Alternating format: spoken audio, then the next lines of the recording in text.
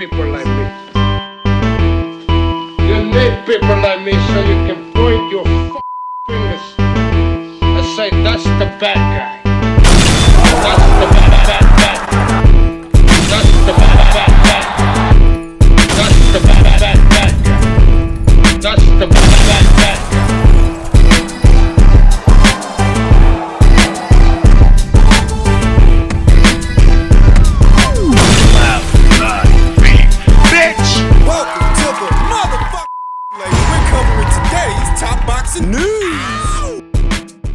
Okay, we'll start with this set to go down on the undercard of Stephanie Hahn versus Holly Holm 2. Unbeaten up-and-comer Jocelyn Camarillo will be facing Mexico's own Yasmin Martinez in what is a light flyweight contest, and what I believe will be Jocelyn Camarillo's MVP debut. Since they signed her, we did see Jocelyn fight against Tszyu, but that was a pro box show, not an MVP show. 21 years old. Sporting a professional record of 6 wins with no losses and 1 recorded knockout, her opponent, Yasmin, sports a professional record of 3 wins with 3 losses and 2 draws, 1 recorded knockout, having been knocked out once in 8 professional bouts, and that was in her very last fight. I think that MVP are sort of playing with fire here, as this is a similar environment to what happened in Jocelyn's last fight with Tszyu. You will remember that Isis had to be taken to the hospital immediately after the fight and put in an induced coma. I believe it was to reduce the swelling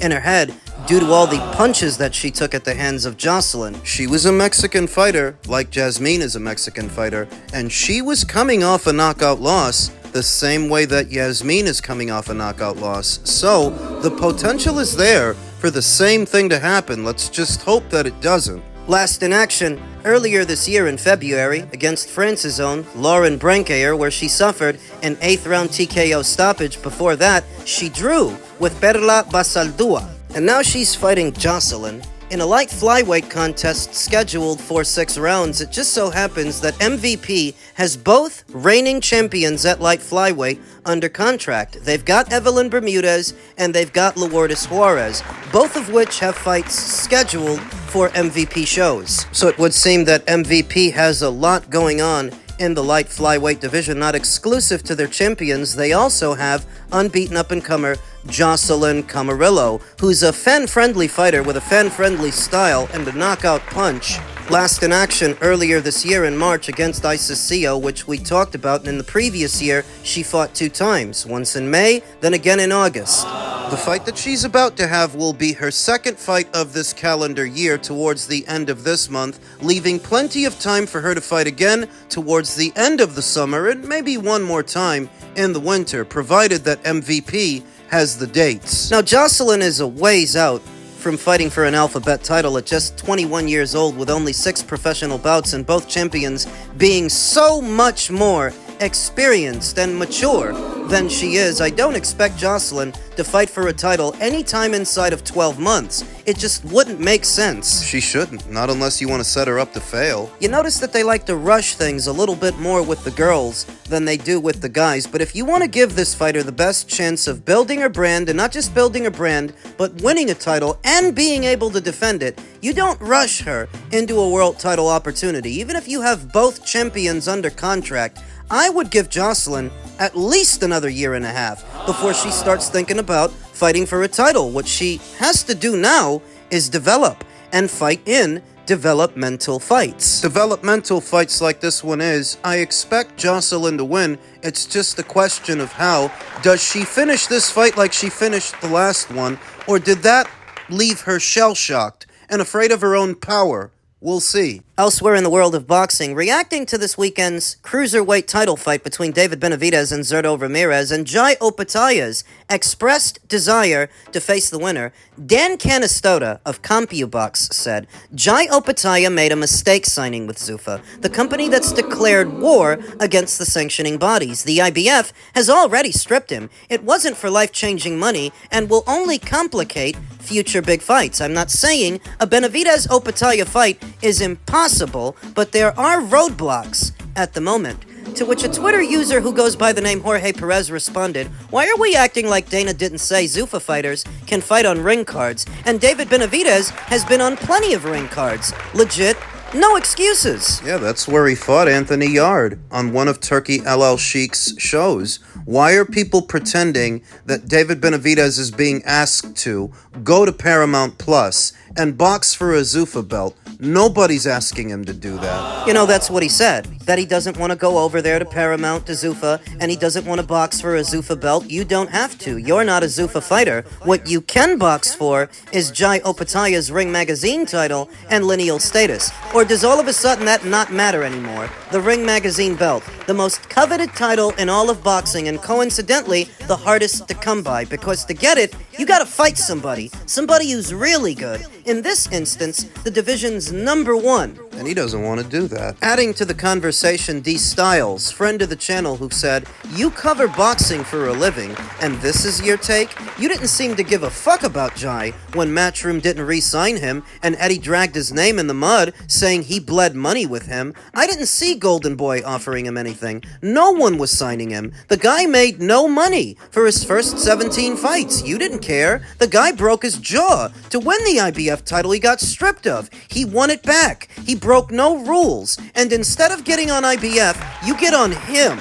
Because he signed with a promotion that wanted him and paid him very well so he can take care of his family." Yeah, isn't that what you boxing liberals are so concerned with? The fighter's ability to make money and feed their families? Let's also not mention the fact that there is absolutely no reason to believe this fight can't be made in Riyadh season, since Zuffa fighters like Conor Benn have fought in Turkey's cards. That's where the real money is. Because it's not at the PBC. If I didn't know better, I'd say that Dan Canobio and several others on that side of the industry are manufacturing roadblocks where there are none. David's pretending that they're there. And guys like Dan Canobio are helping him when this is a relatively easy fight to make. Just as easily as you accepted a fight with Anthony Yard for one of Turkey's shows, there's no real reason you shouldn't be able to accept this. And let's also not pretend that David Benavidez and his father have been poo-pooing on this fight since before Jai Opetaia lost his belt. I haven't forgotten because I did a video on it. Oh, nobody knows Jai Opetaia. He's not really good for business. He needs to raise his marquee value. All this stuff while he was IBF champion, so that when the IBF strips him, you can now say, "Oh, I don't want to fight him because he doesn't have a title." Well, isn't that the same reason that Canelo Alvarez didn't fight you? Because you got stripped? Because you didn't have a title? Because you didn't bring nothing to the table? You're gonna use that logic on Jai. I guess that means, by your logic, you're ducking. Jai Opetaia, how important is it for you to get a chance to fight him without all the red tape in the way? I mean, I think that's the biggest fight in the world, especially at this weight division. You know, and that's definitely a fight I want. Like I said, I'm not scared of nobody. This is Monstro's world. And if he wants to get that fight, we get that fight. I don't know why he went to Zuffa. We could have made this fight right after this one. You know, but now I don't know if he got stripped by the IBF or what it is. You know, I'm not going to go over there and fight for a Zuffa title. But I mean, I don't know. I mean, I think that would be a great fight to make in the future. And I mean, I respect Jai Opetaia a lot. He's a great fighter. And I think he has to come back over here to make these fights happen because, you know, we can't make no fights in Zuffa. So that's what I wanted to secondarily ask was that, do you feel like fighters are losing their power by going over to Zuffa? I think that, I think they definitely are losing their power. I mean, it's just a lot of politics in that. You know, I think Dana White has showed that he doesn't want to do fights with PBC, DAZN. And I don't want to even feel like, I don't want to sound like I'm disrespecting him, but that's just what it looks like from the outside. If we could come to an agreement and make a big fight, let's do it. Reacting to these comments from David Benavidez, Nico Ali Walsh said, "This is proving it in real time that Zuffa doesn't simplify boxing, it complicates it." Why, because the PBC guy is sat there making excuses? The more I look at how the people in the industry are framing this, the more I see that they're chastising Jai Opetaia for signing to Zuffa. They're trying their best to make Zuffa out to be the bad guys. Which is a load of horse shit. Jai Opetaia didn't all of a sudden start calling for the winner of this fight. He's had his eyes on the winner of this fight since before he signed to Zuffa, since before the outcome was decided, way before we got here. He wanted Zurdo Ramirez, and Zurdo chose to fight somebody else. Somebody else chose to fight him while he was at Matchroom the whole time. Matchroom failed to get him any unification matches, and neither Nico Ali Walsh or Dan Canobio had much of anything to say about it. I don't even know how much I can blame Matchroom for that, because none of those champions were in a hurry to fight him then,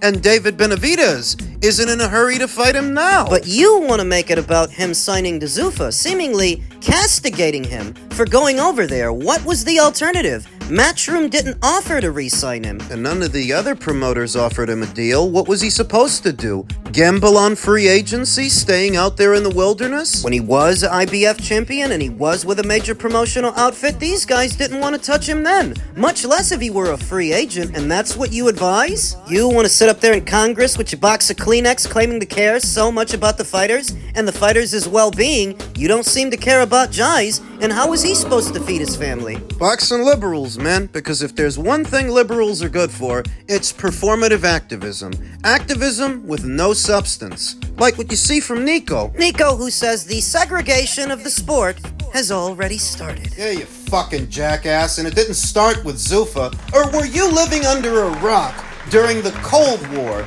between Golden Boy and Top Rank, and the one that followed between PBC and everybody? When the PBC tried to form an island amongst themselves, keeping everything in-house, where were you, Nico Ali Walsh? That's what I told you. Nico would have you believe that he's trying to protect the sport against the monopoly, against corruption, when what he's really doing is protecting the existing monopoly and the existing corruption, because you must have been living under some kind of big rock. If you think this is anything new, it seems that the people in the industry want Jai Opetaia blackballed as penance, as punishment for signing to Zuffa, even though that was his only option. Nobody else offered him a deal. What would you have had him do? Stay in the wilderness? Reacting to Nico Ali Walsh's comment, Drew, friend of the channel, said, "It started before this, you genius." Sam, Mr. ESPN, said, "Always been there to protect fighters who don't want to fight like this guy." Tony Kappa said, "Started? Where the fuck have you been?" Under some kind of big rock when the PBC blackballed Terrence Crawford for re-signing to Top Rank. Near as I can tell, it's about the same people that were okay with that are now okay with this. Blackballing Jai Opetaia to protect their media creation, their manufactured face of boxing. because that's what they want David Benavidez to be, but that's not what he is. You know, they saw what happened to Errol Spence Jr. once they opened the gate, and some other little dog from some other little neighborhood was able to get in. They saw what happened. They don't want to go through that again. That's why there are some people that actually get offended when you make the suggestion that because David just became a unified cruiserweight champion, he should fight another cruiserweight in Jai Opetaia. You just showed that you can handle yourself at this weight. Some people think you can fight heavyweights. I say you don't have to. I say stay where you are. Fight this guy. What's the problem? That'd be enough for me. Well, these guys act like you double parked in front of their house. Because I said he should fight Jai Opetaia? What the fuck, are you scared? Yeah, they're scared, and Nico Ali Walsh is misguided. Being the grandson of Muhammad Ali, he was fast-tracked to a major promotional outfit, fighting on a major platform, and spared the real ugly side of this industry. Because he's a fucking Nepo, baby. Guy doesn't know what the fuck he's talking about.